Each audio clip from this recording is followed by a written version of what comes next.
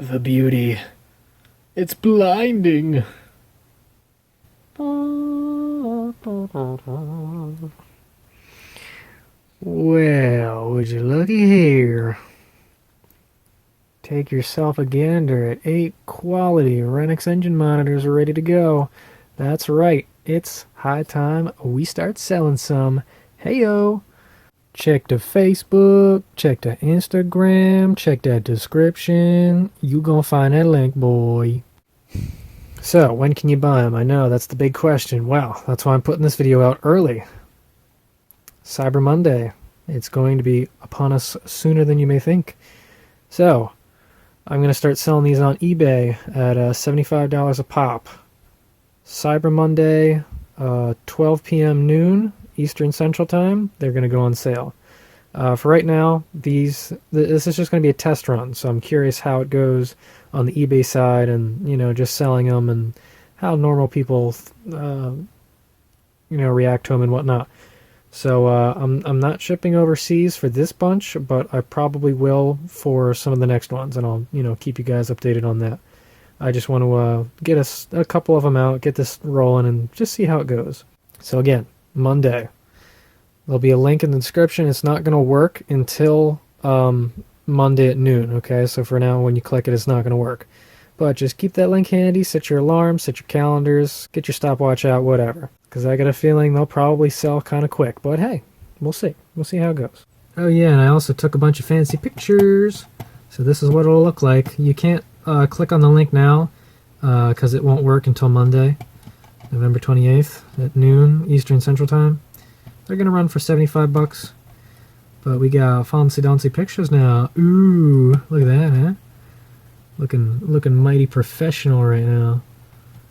Look at that.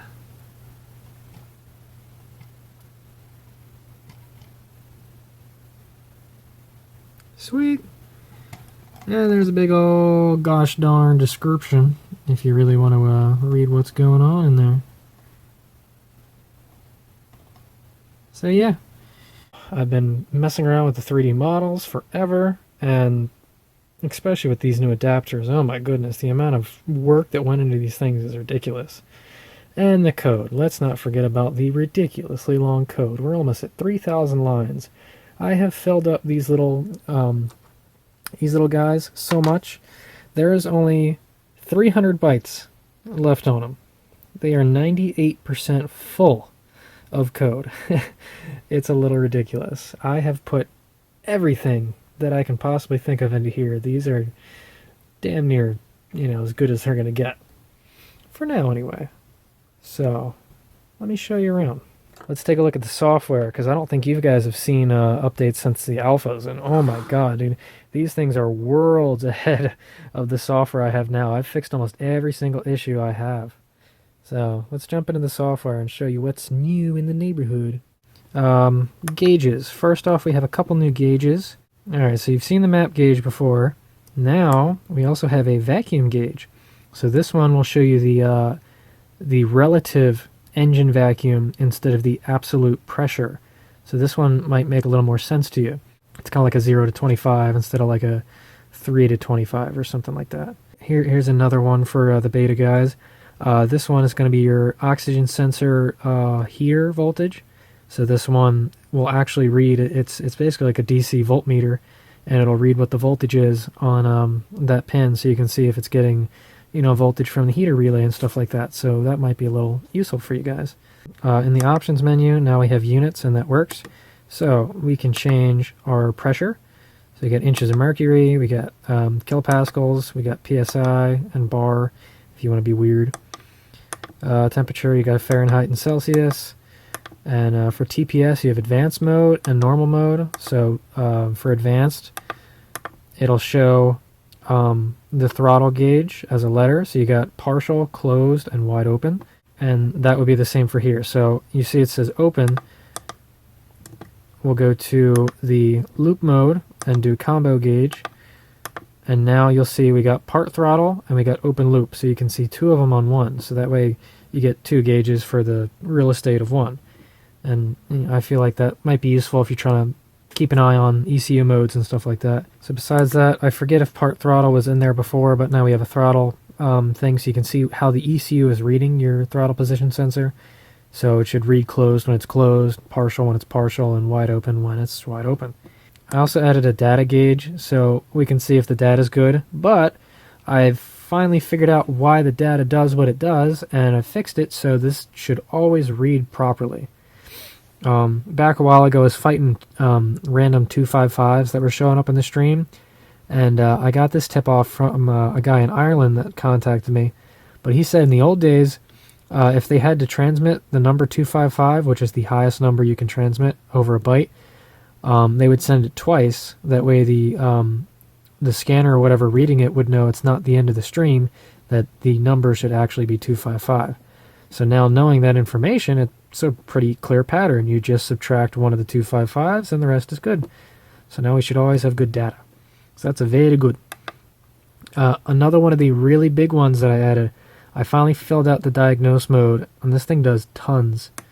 So we have a couple different sensors you can monitor. So this is the map sensor, and it tells you what it should read about at idle. You get your coolant temp sensor. You got your intake air temperature. You get your RPM and what the idle should be. You got your battery voltage. You've got your throttle position sensor. We've got our oxygen sensor. We've got our NOx sensor. And then this is just a general running mode to see, open loop and injectors and fuel trims and stuff like that. And then we got mysteries, because I don't know what these do. But if we go to info over here, it'll actually tell you what this stuff means. So MAP stands for manifold absolute pressure. It'll tell you where this sensor is located. So it'll tell you it's located in the center of the firewall so you can find it. And it even shows you the pinout. So A pin is ground, B pin is the output, and C is 5 volt in. So that should help a lot. And this M over here is for the min-max mode. So we can actually see the minimum sensor and the maximum sensor. Now this is really cool. So as you're driving or whatever, you can see if things are doing strange, or you could give it a wiggle test and see if the numbers jump up and down to see if it's a loose connection. And you can also reset it. So, if you're not happy with the results or you want to see what it is now, you just hit the reset button. And I have that for all of them, so you can check them all out. So that should be really cool. And again, this tells you the info on everything. So you got your intake, your RPM, your battery voltage, throttle positions, all that stuff.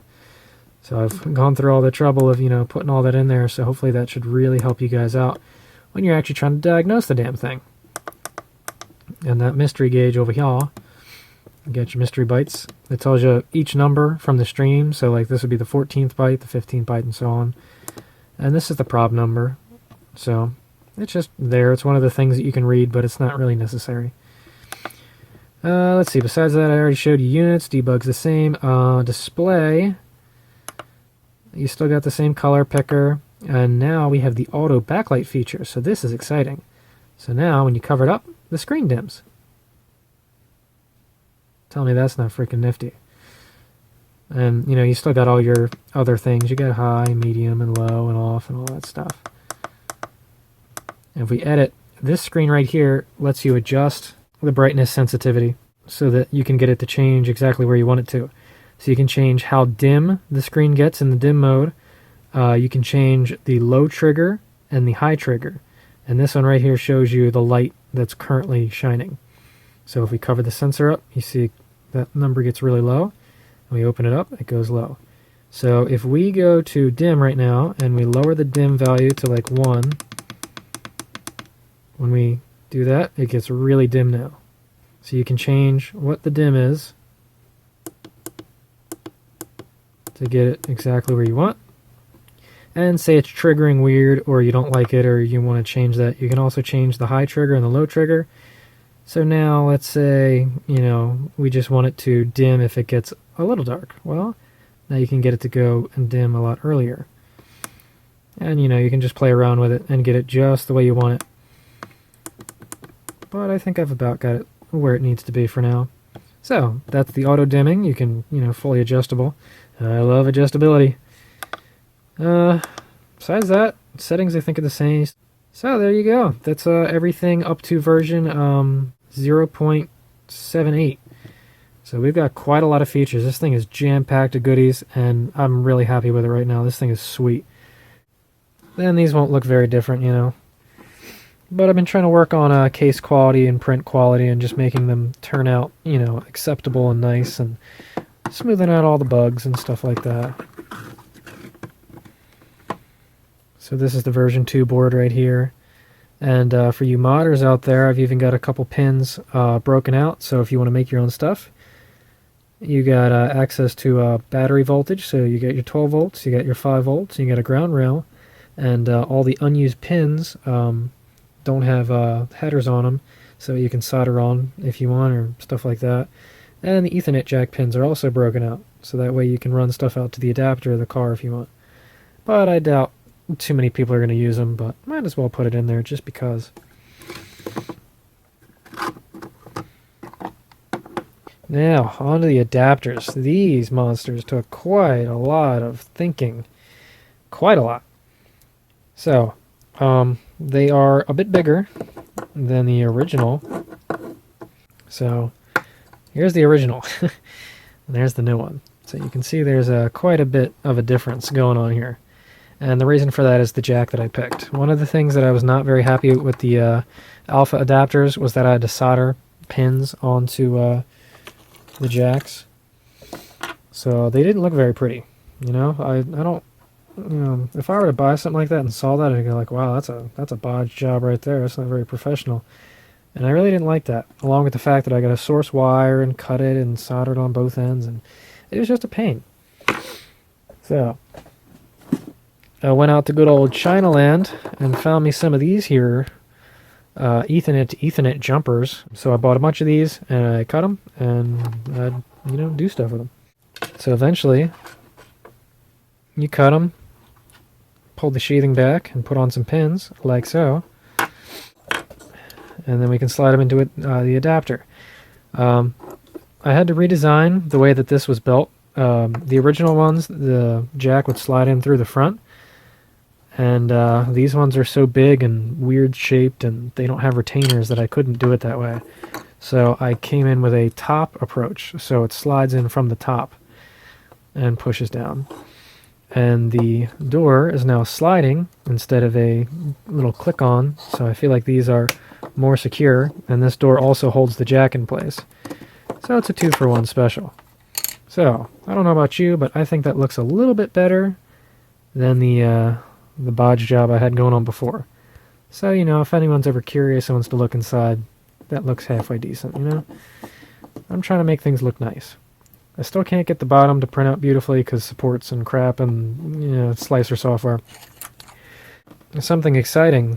For the longest time, I was fighting the printer for some reason when it would, you know, print with dual extruding. I have black and white. Whenever it decided to change to the different color, it would sit there for like 3 or 4 seconds. And yeah, that doesn't sound like much, but when you realize how many freaking layers have to be printed on this thing, you know, those couple seconds, every single change adds up to a lot of time. And I actually went through some of the text code and I actually found it. I actually dug it up. Because on MakerBot, if we come under here and go into settings, you have all your advanced stuff. But if you go into edit text over here, this is the dirty stuff. This is what we want.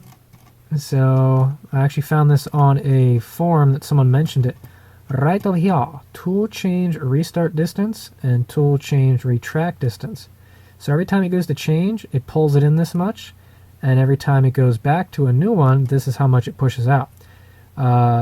This is in millimeters, and 19 millimeters is quite a long, you know, rate. It's not needed, and I found it was actually making blobs. It, you know, it wasn't doing a very good job because it took so long. Like right here, this was a seam. And you can see, it's very large and ugly. And I also had an issue down here where it would start here, and it just doesn't look very nice. I also had an issue on the bottom. So every time it would start like that, it just, you know, it took forever. So what I did is I went in the code and I changed this down to 3.5 seconds for the restart and 4 seconds for the retract. And that sped it up immensely. So that way, it's almost instantaneous switching from tool to tool. There's a lot less drippage, and it just looks so much better. And that cut my time down from almost 3 hours of print time down to 2 hours. So I saved an entire hour just from adjusting the tool change time. So that right there is a huge savior, because that means I can print these out faster and they look nicer. So that's a win-win. So anyway, enough blabbering about the hardware. So there you go. Sorry for talking your goddamn ear off, but if you want one, get ready. Monday, they could be yours. I've had a lot of fun, and it's been a long 5 months, so I'm hoping it pays off. Alrighty. Until the next time. Bye-bye.